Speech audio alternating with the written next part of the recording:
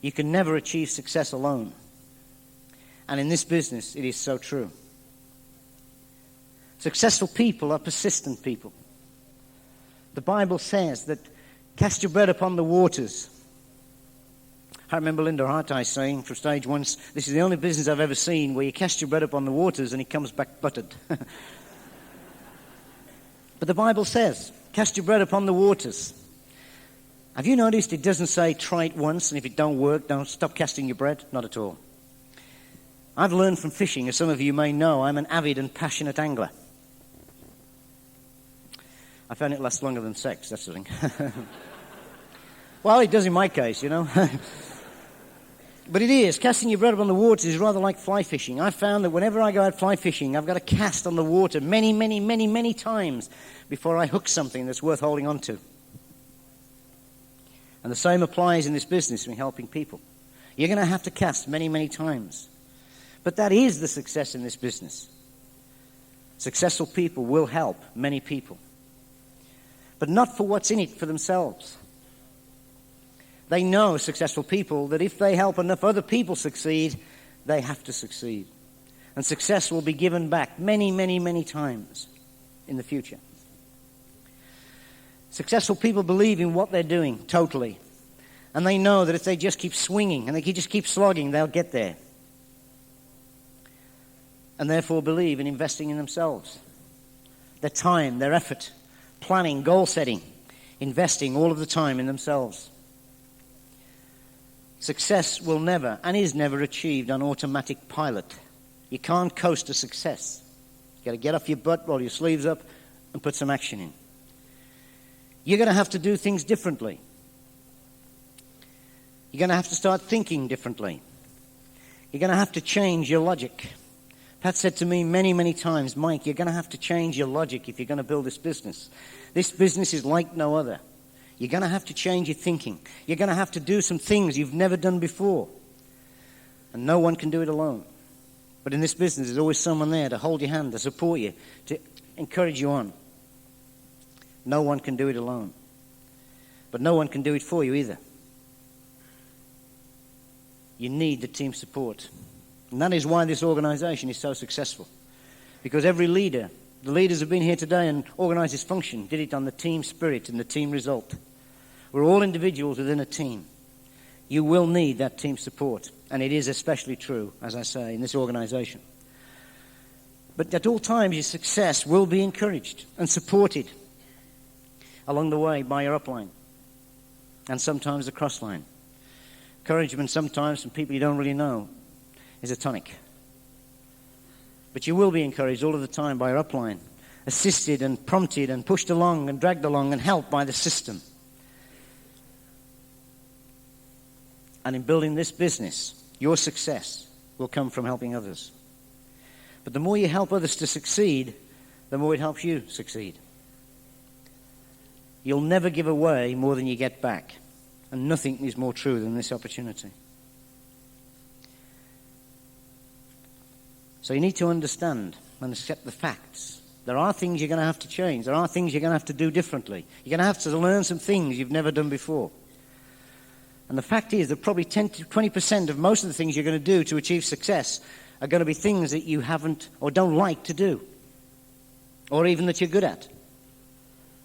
In other words, the sooner you get on with it and do those things, learn what you need to learn, the sooner you'll be moving towards your success. So if you're here today and you're still procrastinating and still thinking about it, waiting for the right time, if some of you are going to go out of here today and sit on the car park and you're going to look at each other and say, Margaret, we ain't moving from here today until every light is on green between here and home.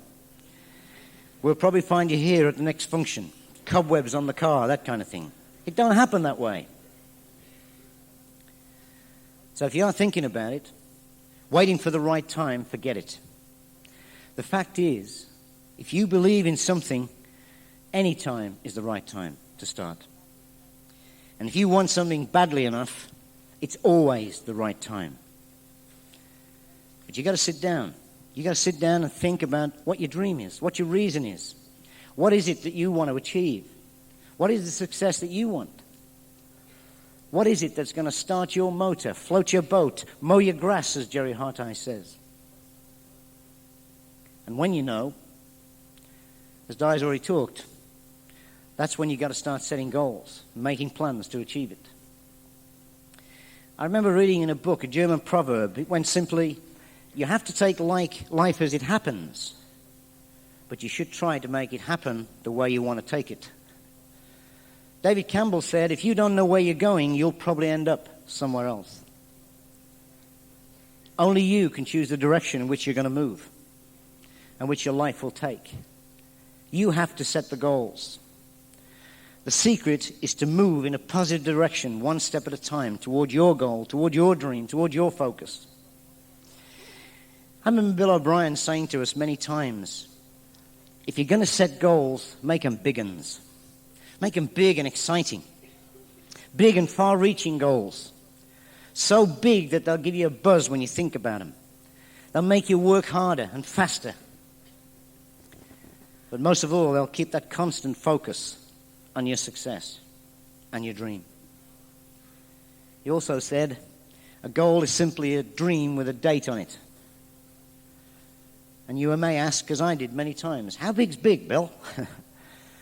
Well, I suppose it depends a lot on your circumstances. I think when we get into this business, when we see this opportunity for the first time, we're all coming from different backgrounds, different situations. So how big is big? Well, let's ask a question. How many people here perhaps think that making 100,000 is a big goal? How many people here could use 100,000? Stupid damn question, really, isn't it? But how many here think that making 100,000 is a big goal? Of course. But to Fred and Linda Harteyes, do you think that's probably still a big goal? Perhaps not. It's probably no big deal to Fred anymore. Isn't it interesting that Fred Harteyes is still setting goals and still planning? I wonder what goals he sets, how big his goals are.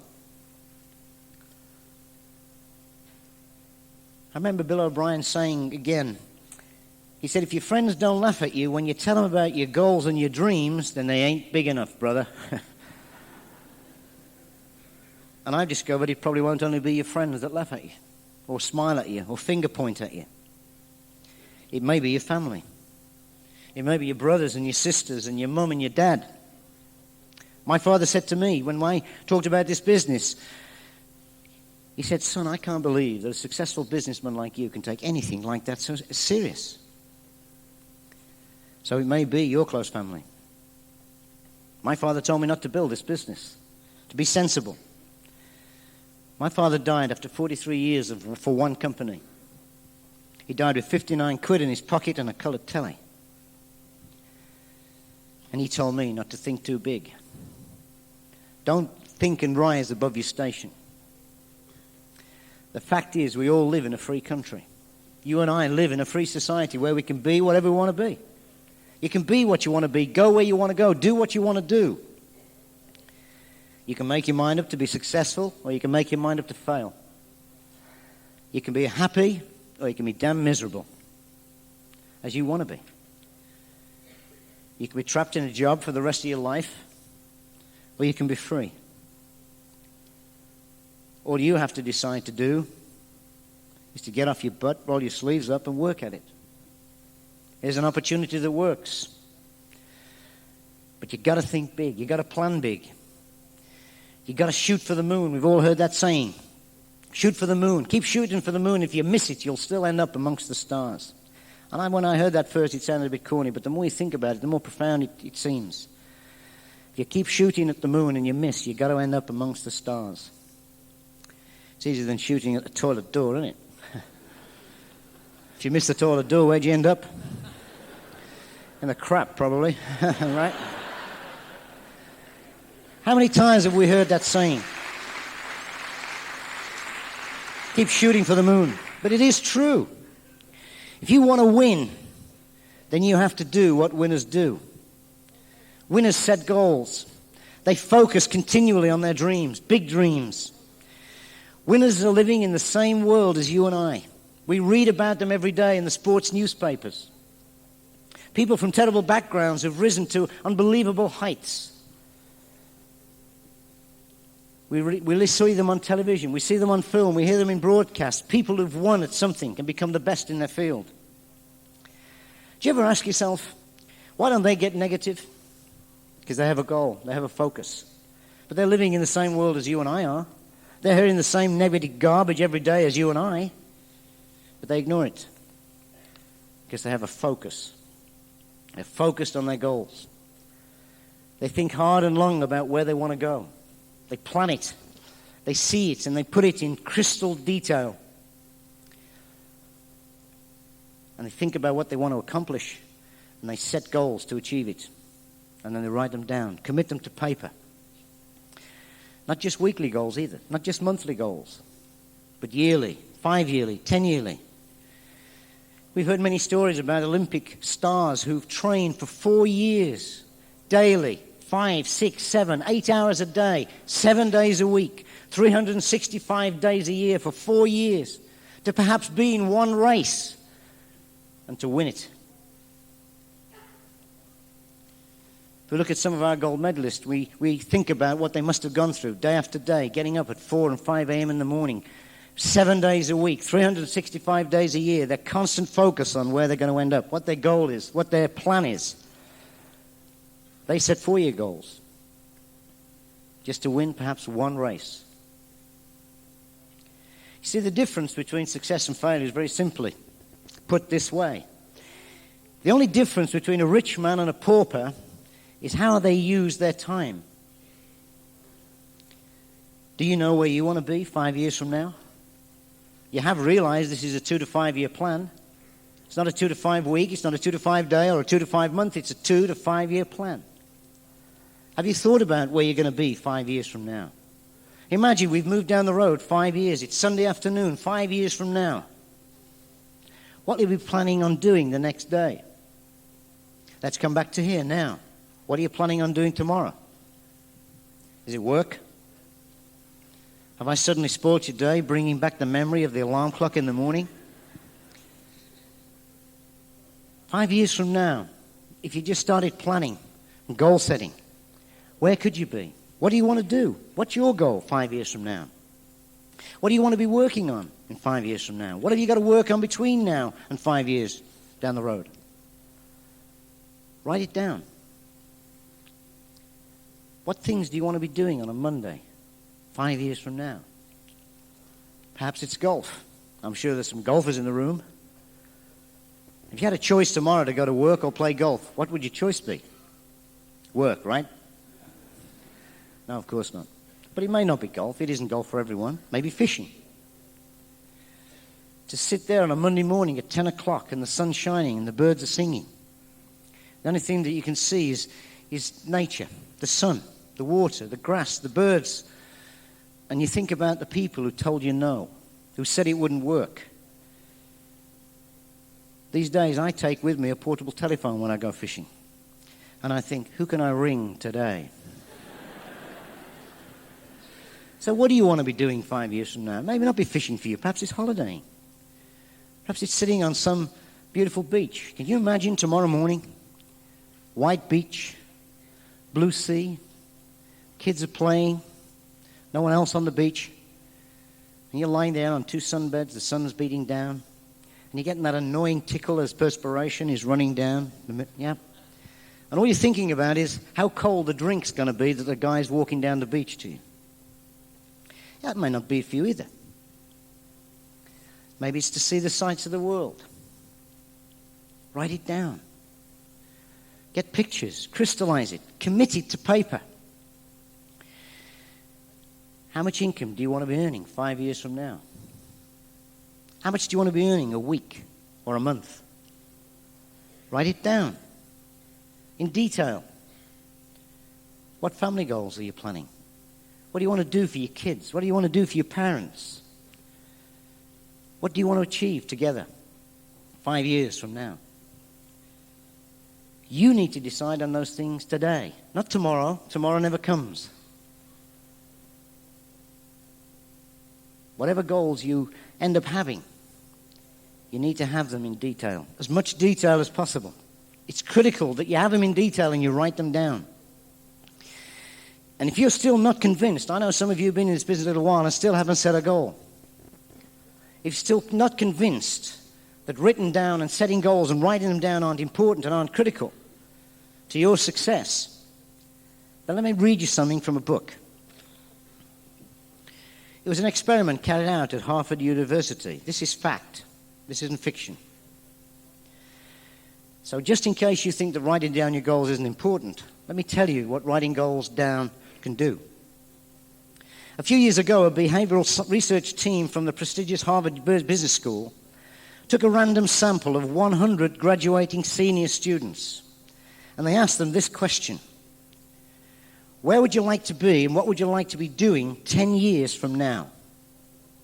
Now, as you can imagine, every one of those 100 students told researchers they wanted to be rich, famous, and they wanted to be doing things that were important. Things like running big companies and corporations, and in some way perhaps affecting and controlling the world in which we all live. The researchers weren't surprised by the answers they got from those students. Harvard, one of the best, if not the best university in America, teaches their students that they're exceptional, that they are destined to lead. And they are, to some extent, for no other reason than the fact that they are attending Harvard. But even among those elite future leaders, something astonishing showed up. Out of all of those 100 students who were questioned, only 10 of those students not only wanted to succeed, expected to succeed and whip the world, as it says here, but they had actually written down clear, concise, and detailed goals describing what they wanted to accomplish and when, and with dates on them. None of the other graduates had written down their goals. 10 years later, the same researchers went back to those 100 graduates with an extensive survey. And they found that the 10 students who originally had stated their goals, but more importantly had written them down in detail, owned 96% of the total wealth of the whole of the 100 student group. That means that those 10 students who wrote down their goals were virtually, more or less, 10 times more successful than their fellow students. That is a bit mind-blowing when you think about it. I mean, you might have expected, say, 30%, 3 times more successful. You might even have suspected perhaps 50%, 5 times more successful. But 96%, that is truly amazing. And that's fact.